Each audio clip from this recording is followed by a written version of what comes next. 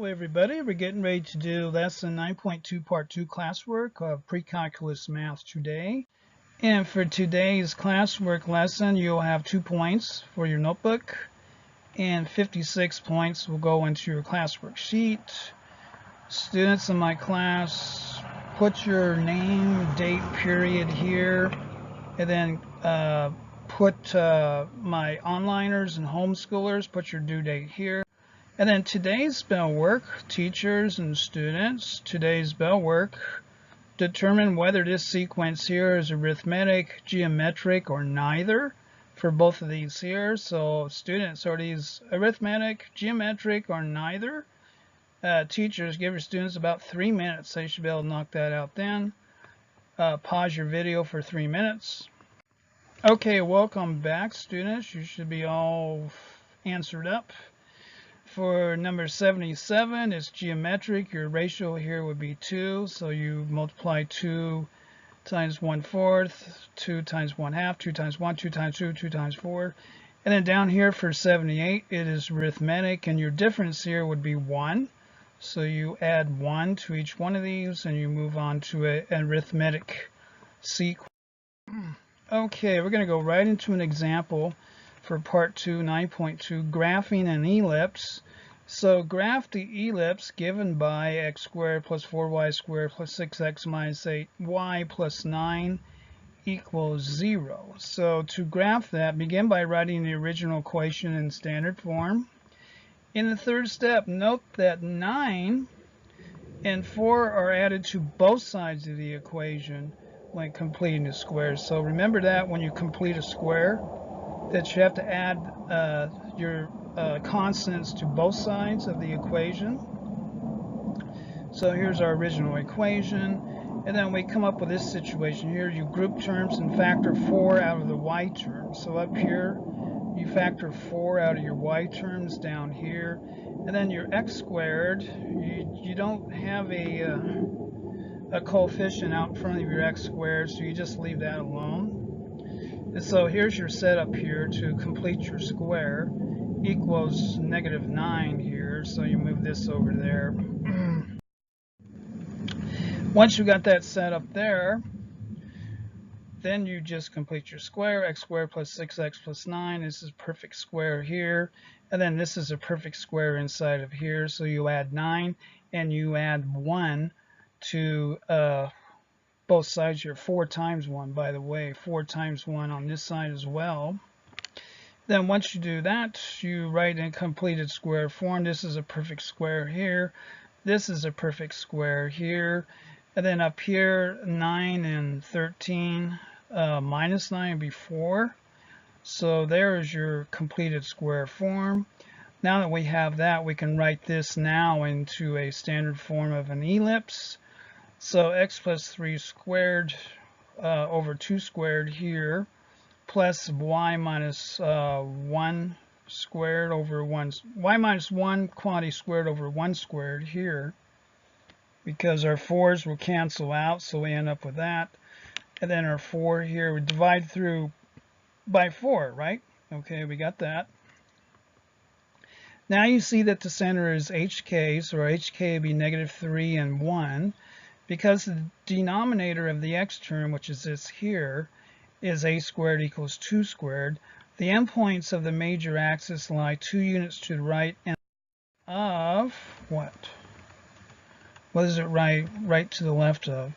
The center. Similarly, because the denominator of the y term is b squared equals 1 squared, the endpoints of the minor axes lie 1 unit up and down from the center. So here's our center here, 1 unit up there, and then 1 unit down there. Here are vertices of our major axes is like this. Here's our minor axes here. Okay, let's go into one. Here is your solution here for A. Find the standard form equation of the ellipse. So here we go here. So we're going to group like terms and factor anything out from our x squared here. We got 9x squared, factor that out. And then for y here, we have to factor a 4 out of our y. And then we end up with that here. And then we move our constants over here, and then see 4 times 9, see negative 36, 4 times 9 would be positive 36, then 9 times 4 would be another 36 over here on this side over here. And then we'll make combine like terms here. And then we make these into perfect squares. We have x plus 2 quantity squared over 4 here, because we end up with 36 here, so we have to divide through by 36. So 9 divided by 36 would be over 4. Here, 1 over 4. And then 36 as the denominator for 4 will factor out to be in 9. So this is what we end up here.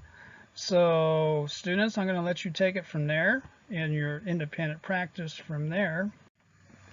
And then here's your grid here to graph that ellipse. Go ahead and graph that here. That's 3 points here for that. Okay, moving on to our next example now.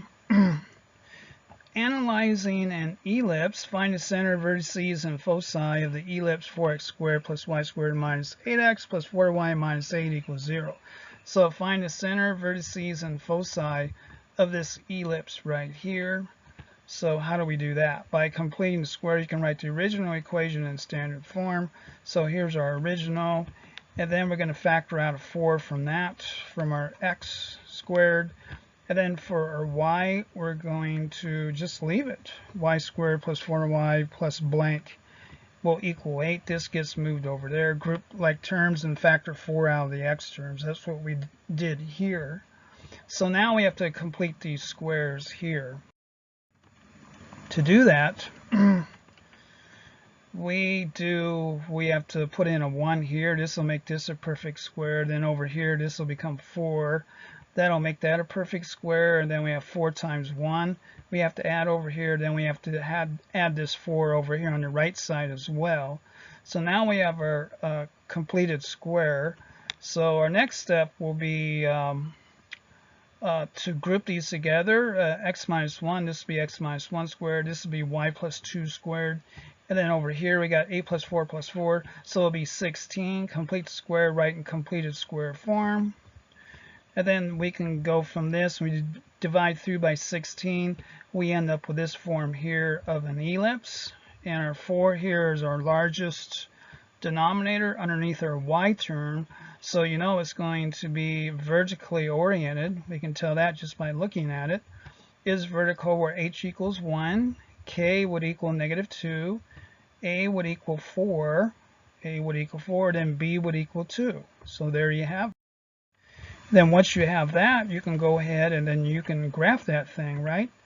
If we're going to graph it here, or we're going to find our c now. C would equal a radical a squared minus b squared. We plug in our values here and we come up with our c value will equal 2 times square root of 3. Therefore, you have the following here. Center is 1, negative 2. Vertices will be 1 and negative 6, and then 1 and 2. So 1 and negative 6 will be our this will be when x equals 1, y equals negative 6. When x equals 1 here, y equals 2. So that gives us our vertical orientation of our ellipse.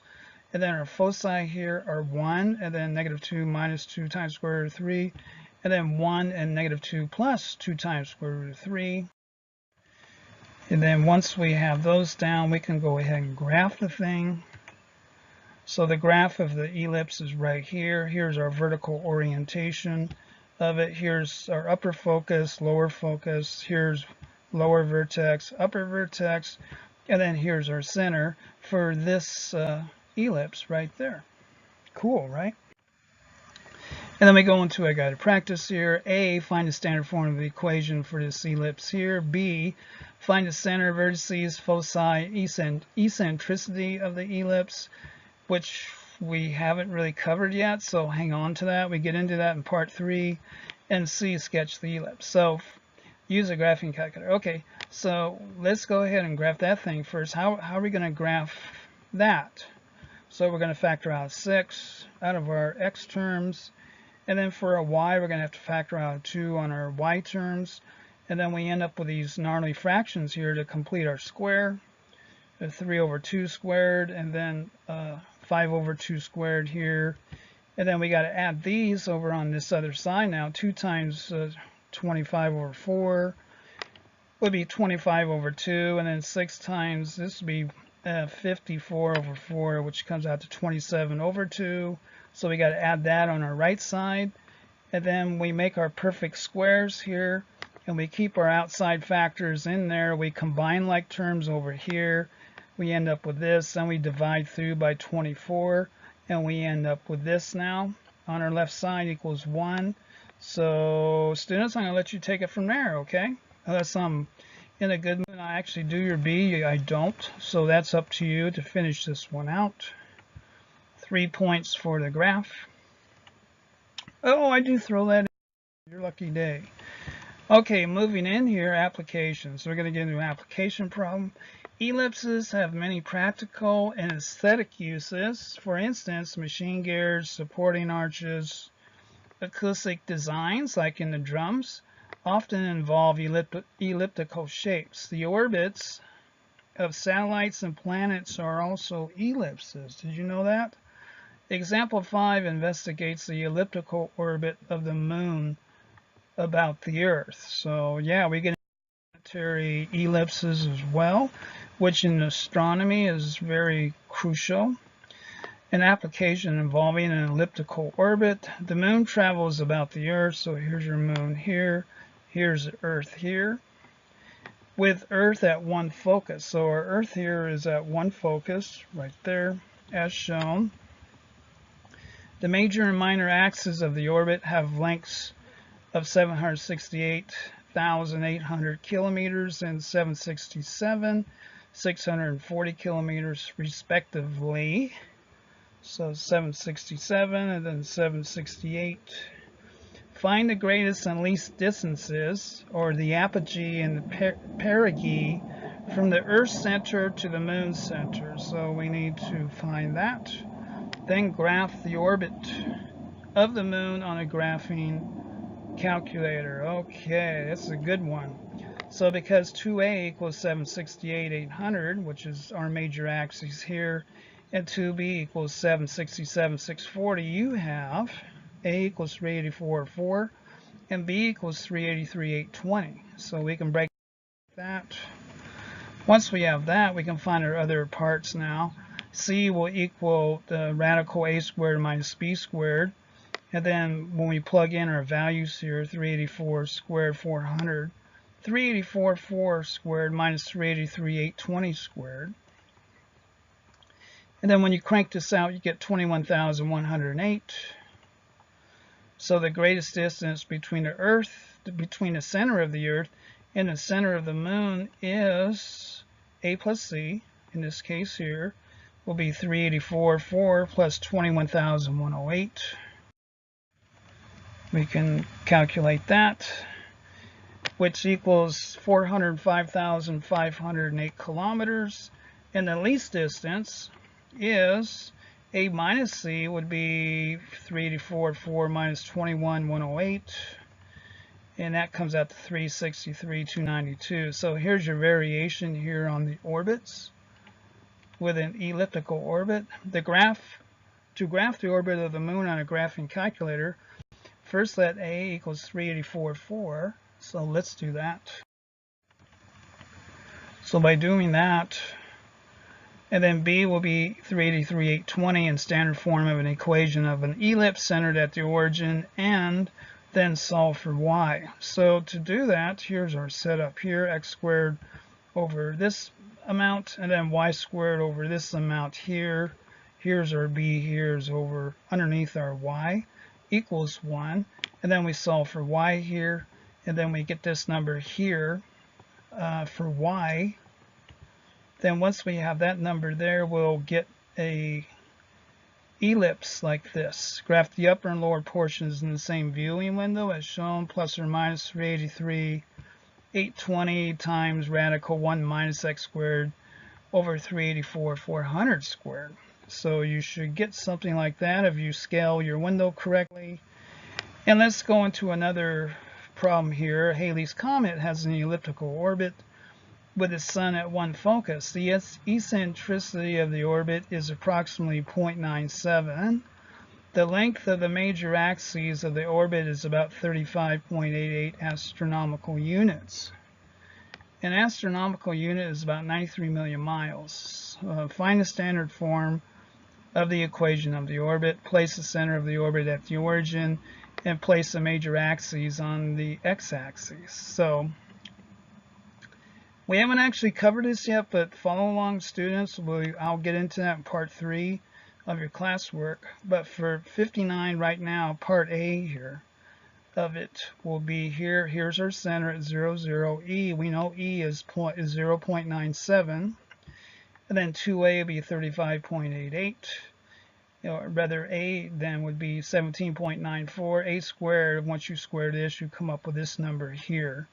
And then your independent practice. I'm going to let you come back to that after we go through part 3 of our classwork. And that's part 2, 9.2 pre-calculus math. If you need classwork sheets, homework sheets, note-taking guides, etc., solution PowerPoints, email me at animatedpowerpointmathvideo@AOL.com. Thank you very much.